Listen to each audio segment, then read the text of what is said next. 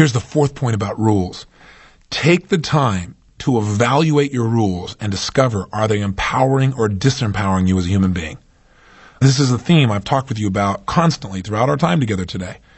But I want to make it absolutely clear what I mean. When I ask you, are you successful? If you don't feel successful, the first question you should ask yourself is why? What are my rules for success, and are they appropriate? Are they empowering me in my life? For example, some people's definition of success is they never make a mistake. That's a totally disempowering rule. It guarantees that you're never going to feel successful long term. It'd be important for you to be aware of that, to see that that rule creates pain, and to sit down and say, what's a better way to measure whether I'm successful or not? What are other disempowering rules people can have? Remember again, what is a rule? A rule is a set of criteria, things that you have to see, hear, or do in order to feel like you're intelligent, you're successful, you're loved, etc. You know what some people have to have happen in order for them to feel they're intelligent? They have to feel like they always have the right answer the moment it's needed. Gosh, if I thought that, I'd be pretty stressed out of my mind. I forget what I'm supposed to do all the time, don't you? But I don't question whether I'm intelligent based on that. Some people, in order to feel confident, have to know what's going to happen before it occurs. Well, there's no way you can ever do that long term. Maybe you get lucky once in a while, but life changes. Things occur. You can't be prepared for everything. See, my rule in that area is, in order for me to feel confident, I just have to remember something. Whatever comes up, I can deal with it. And you can do the same. Just by changing a belief, by changing a rule, we can start to feel confident immediately. Some people, in order to feel like they're competent, have to feel like they've done something over and over and over again, and every time they've done it, they've been perfect. Well, gosh, can you imagine? You probably never feel competent. Because I'm sure there's a time when you've done something and you didn't do it perfectly. We're human beings. And yet this person will never have that sense of confidence that comes from feeling competent. With a set of rules like this, a set of beliefs like this, you wouldn't want to begin things. You wouldn't want to start something new because, of course, you wouldn't feel competent at it. You'd feel inferior. And when you feel inferior, you don't behave very effectively. You certainly wouldn't be perfect. And, of course, all you would link to that situation is pain. My view of competence is different. My rule says if I've ever done anything like this and pulled it off, then I'm competent probably in this as well. I just need to do it once or twice.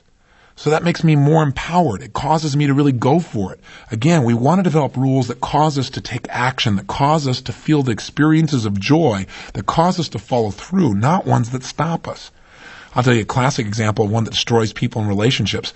When you look at somebody and they're not in a personal relationship and they say they want to be in one, man-woman relationship, let's say. Why aren't they in a relationship? The answer is really simple. They have rules that make it difficult to stay in a relationship.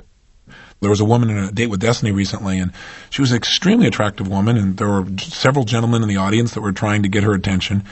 And it became very obvious that she totally turned men off around her, and yet she said she wanted to be in a relationship.